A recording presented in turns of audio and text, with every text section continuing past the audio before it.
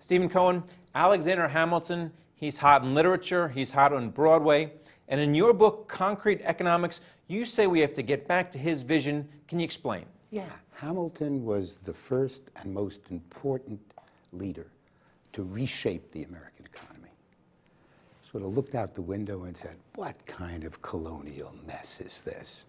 From the northern states, we send them timber and beaver. And from the mid-Atlantic, we send them tobacco. And from the slave plantations, we send them cotton. And they send us the industrial goods and the high-end services like shipping and insurance. Nonsense. We've got to become an industrial country. Bing, tariff. By 1819 or thereabouts, tariff was over 25%. Given the huge inefficiencies of shipping in those days, it's a formidable barrier. And it worked brilliantly. Brilliantly. We industrialized at the fastest pace in those days. And over the years, every now and then, government steps forward and reshapes the economy. It's a simple game we have, where entrepreneurs and government come together to reshape the economy. It's like tigers mating. They don't sit around and cuddle very long. Boom. So pick the Republicans in the mid-19th century, Lincoln, railways. Then they said we have what we now call the Midwest. We want to settle it. Should we sell the land off to the highest bidder? No. Small plots, you stay on it. We don't want to sell it to the highest bidder. And had they done so, which seems so normal now, we'd have a social system a lot like Latin America. Landless agricultural workers and big plantations. Fast forward, each time the government reshapes. Ike.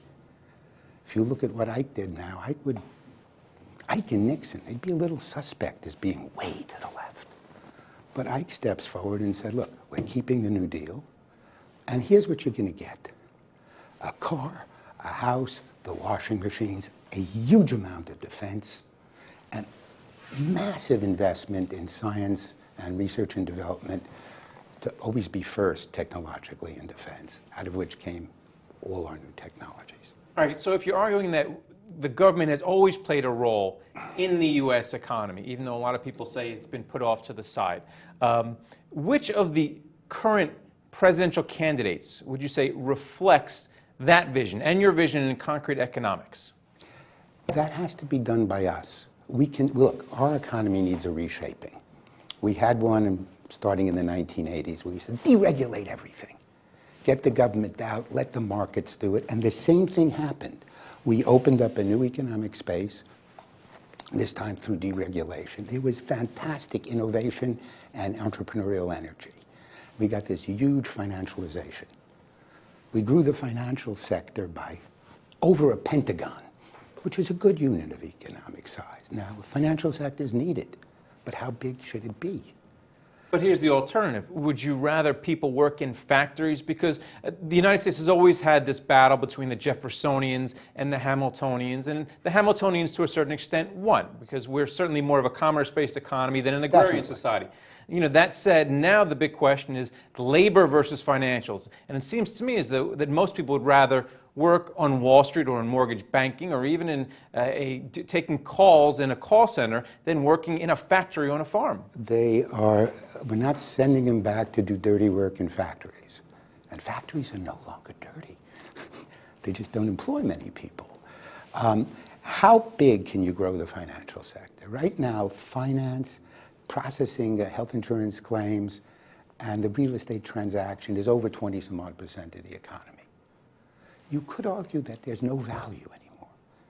If finance was as it was during the 50s and 60s, when it did its job beautifully, it was way less than half that size. So we need a new growth area. And what do you propose that growth area be? I propose that America start talking about what shape we want to give this economy. What do we want this economy to look like? The way Ike said, here's what it's going to look like. The way Lincoln put it out there.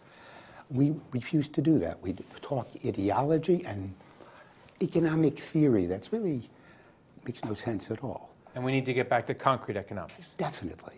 Pragmatic and concrete. And that would do us more good than anything else I could think of. Well, thank you, Stephen Cohen. Thank you, Greg. And thank you for watching The Street.